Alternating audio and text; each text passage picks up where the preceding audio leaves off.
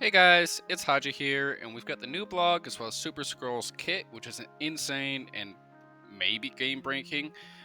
So, just gonna go over the blog post. I am not gonna go over the event like math and requirements because honestly, it's just there's too much going on. There's always way too much going on, and I find if you pay too much attention to that, you get too invested and you get mad at the game.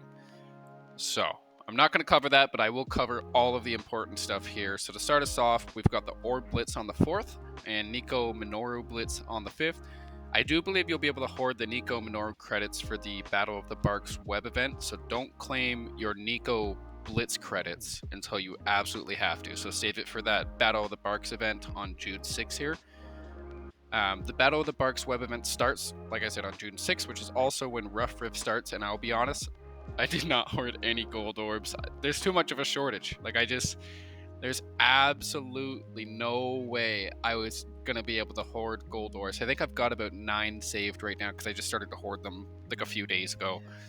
Yeah, come on, Scopely, increase the economy. It does look like Gwenpool will be featured in the next Strike Pass, so that's good news for some. I personally am not getting along well with the new warriors, and yes, I did build them. So it's open to interpretation. If you like her, amazing. If you don't like her, it is what it is. Also, we've got Star-Lord Annihilation here coming into. We're going to be able to purchase the character shards and red stars for him.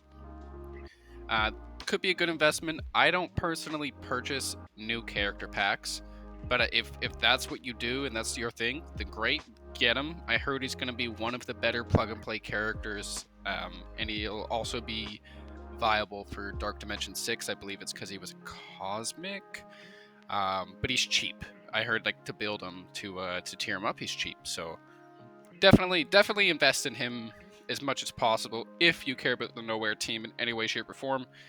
A lot of people are skipping them, but I am going to go against the grain and build them, and we'll see what happens. If I regret it, I regret it.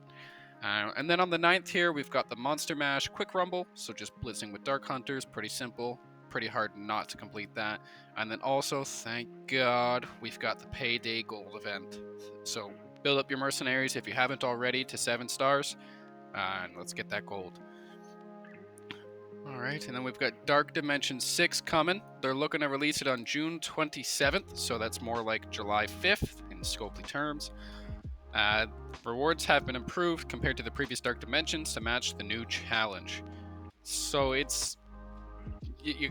obviously, you need to improve the rewards. Like, that's... congrats. Patting yourself on the back, Scopely, because that's what you do with economies when they grow. You increase the rewards, but good job, guys. And then the requirements here. So just like in the past, we've got a no trait restriction for missions 1 and 2, just gear tier 18. We got global, non-legendary, of course, for 3 to 5, non-legendary cosmic for 6 to 8, non-legendary city for 9 to 11, non-horseman legendary for 12 and 13. So this is where you're going to want to think about building your Nova and your Nick Fury. 100% you need to build these guys to tier 18. I wouldn't consider any others yet. I think by then Omega Red's going to be outdated, so if you're a huge fan of Omega Red, I mean, go for it, but I don't think he's going to hold up as well as some of the newer legendaries that we're going to get, and I know they're going to give us more here. And then mission 14 and 15, you've got legendary and or apocalypse. So that is going to be a crazy, sorry about that, guys. That's going to be a crazy node. Like, that's going to be incredibly tough, but I feel like it's going to be a lot of fun to play it yourself. And then, so we've got some first time rewards here. So for whoever completes it the first time, they'll win rewards for themselves, and they'll win rewards for us as well. So for themselves, they'll get a promotion of 7 red stars to any eligible character of their choice. So of course, Scopely's going to make sure they don't get 7 red stars on any useful character. And then, just like it says here with the disclaimer, this cannot include any character that currently does not have 7 red stars available, like Apocalypse. And then this is just some legal mumbo jumbo here, nothing important to us, just based on that first time clearing rewards there. And then the general player base will receive the following. So the winner, so whoever completes it first, will get to choose 2 characters to allow players to individually decide. So just like the Dark Beast and the Agent Venom type deal like last time, which one of them they can receive 100 character shards and a 5 red star promotion for. And then, just like before, a list of eligible characters for the winner to choose from will be provided. And then a community poll to determine 2 blitzes that will be run based on the characters, non-legendary, non-apocalypse, that the Dark Dimension 6 winner used to complete nodes. And then any tampering with poll results, such as the usage of bots, because there was a bot issue with previous polls, will be disregarded in determining the winners. And then we will be getting some select 10 for 10 offers. So once we get an announcement that somebody completed it, keep your eye out on the store for these 10 to 10 offers, or 10 for 10, sorry. And then, Superskrull.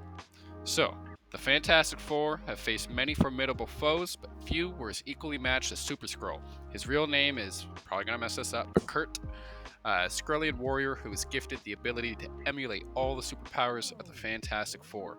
This makes Superskrull an incredibly powerful villain able to challenge the strongest of heroes.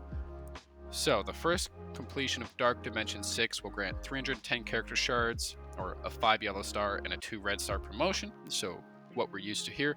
And then the second completion will grant the 500 character shards of Superskrull to get the 7 yellow and 4 red star promotion. And we've got a new mechanic, so that's exciting. Expose is a new status effect that can be inflicted upon enemy characters. It is a neutral effect, treated as neither positive nor negative, though it does seem like it's a negative effect when you look at it from a broader picture. Like Charged, Exposed has no inherent effects, but characters like Superskrull have abilities that will react with characters inflicted with it. So that's why I'm saying it is, in a sense, a negative effect, but it's unique. Exposed can only be cleared by abilities that specifically mention Exposed. 2 characters are currently planned to have abilities with Exposed, with Superskrull being one of them, and a second to be announced in the near future. Multiple characters can benefit from an enemy inflicted with Exposed. So, thank God, they were very nice to us. They gave us a speed, so 124, not insanely fast, but definitely not slow, so that's good. I hate the tanky Dark Dimension characters where they take 8 years to take a turn. But so for the basic here, which it's an insane basic, if the primary target has Exposed, clear all barrier on the primary target. Attack primary target for 400% piercing and chain to 3 adjacent targets for 370% piercing. Flip 3 positive effects into negative effects on each target. Gain defense up for 2 turns and safeguard for 2 turns. Bury yourself for 10% of this character's max health. That is insane. If this character spawned with or has 2 or more villain allies, this attack ignores defense up. And if this character spawned with or has 2 or more hero allies, apply Disrupted to each target. So, I'll give a little bit of a spoiler before I keep going. When you're running Superskrull, you want to have 2 heroes and 2 villains. I'm praying that they do some form of rework with like Silver Surfer and some Fantastic Four characters, maybe Doctor Doom, maybe Invisible Woman, that you could team up with Superskrull, and then every single move, or like his special, his ultimate, everything has stuff like this where it's just insane. So like you're hitting all these adjacent targets for an insane amount of damage, you're ignoring defense up, and you're applying Disrupted to each target, and you're giving yourself defense up and safeguard for 2 turns. That is insane. This attack can chain to stealth targets, and counterattack breaks this chain, and this attack gains 200% extra focus and is unavoidable. So it's unavoidable, but it can be blocked. Okay, and then for the ISO 8, sadly we lose a lot of the good stuff, but it's still pretty insane. If the primary target has Exposed, we still clear all barrier. Attack primary target for 300% piercing. Flip 3 positive effects into negative effects again. Bury yourself for 10% of this character's max health. If this character spawned with or has 2 more villain allies, it ignores defense up, and same with the hero allies, applies Disrupted. It also gains 200% extra focus, but is not unavoidable. So, Definitely a striker. Like 100% gonna be a striker.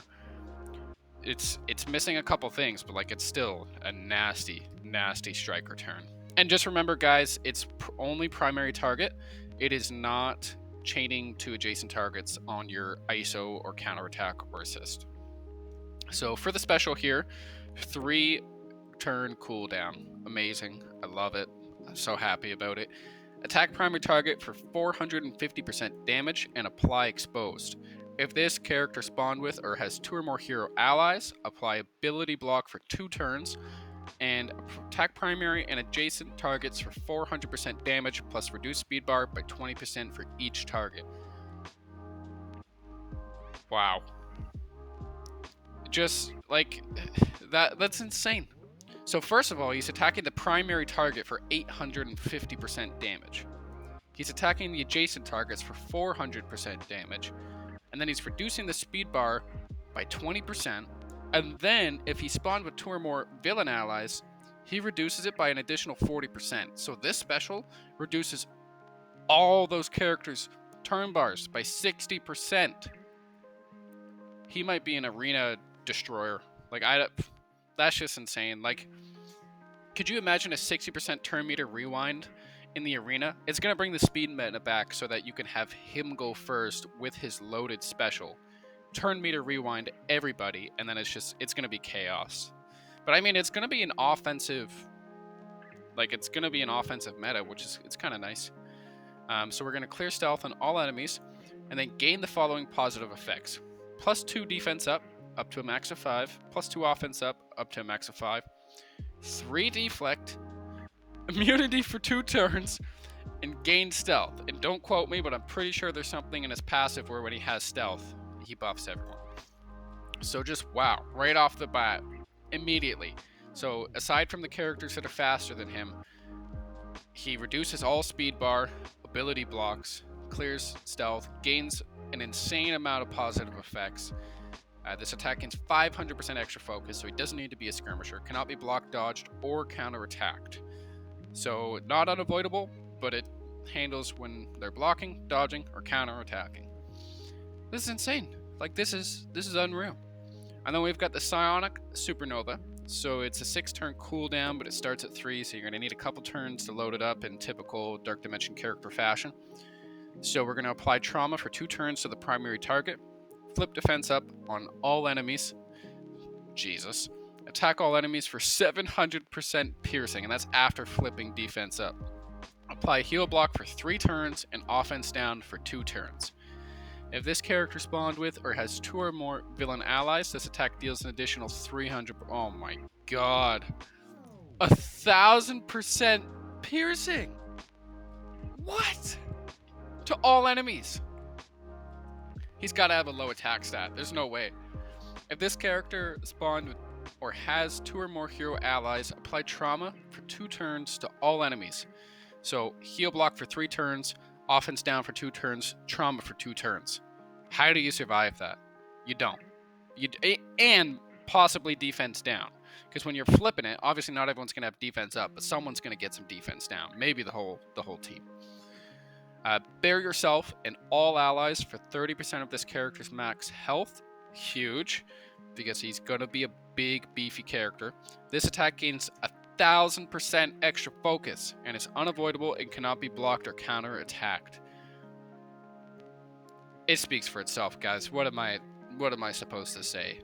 Like, it's just, I'm excited for this character. Even if he breaks the game, I am so excited for this character, and I'm not going to have him for at least 1.5 years.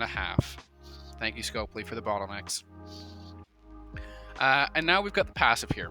So the first time this character falls under 50% health, clear all negative effects from this character, heal for 50% of this character's max health, and gain stealth.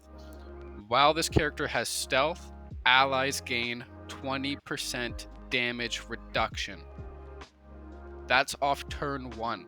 So aside from, like I said, characters that go faster, off of turn 1, you're getting 20% damage reduction because he's stealthing on that special immediately. So as long as you don't do the basic, I don't know why you would. That's insane. On stun, clear all stun, and apply stun to the attacker. So it's... Jesus. When an enemy gains a positive effect, or when this character or an ally gains a negative effect, heal self for 5% of this character's max health, plus fill this character's speed bar by 10%. Let me reread that here. When enemy gains a positive effect... Oh my god. So basically, whenever something's impacting you negatively, whether it's the enemy getting a positive or you getting a negative effect, he's going to fill a speed bar by 10%. So theoretically, he could fill a speed bar by 10% every single turn. Every single turn. Lower armor for all enemies by 25%. So that's good for everyone else on his team, but not him, because he's all piercing damage minus a special. Gain 50% max health. Allies gain 25% max health. I'm such an idiot. Need to stop doing that. Bad habit. Gain 10% damage and focus, plus 10% for each hero ally up to a max of 50%. And then gain 10% armor and resistance, plus 10% for each villain ally up to a max of 50%.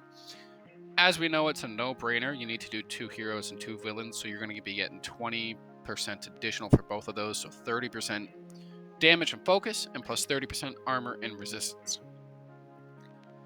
Enemies with exposed cannot gain safeguard, deflect, or evade. This does not prevent prolonging the duration of effects already on the target.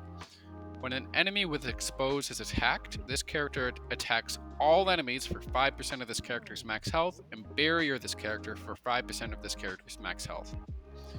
And then, just like I said here, I'm just gonna skip these.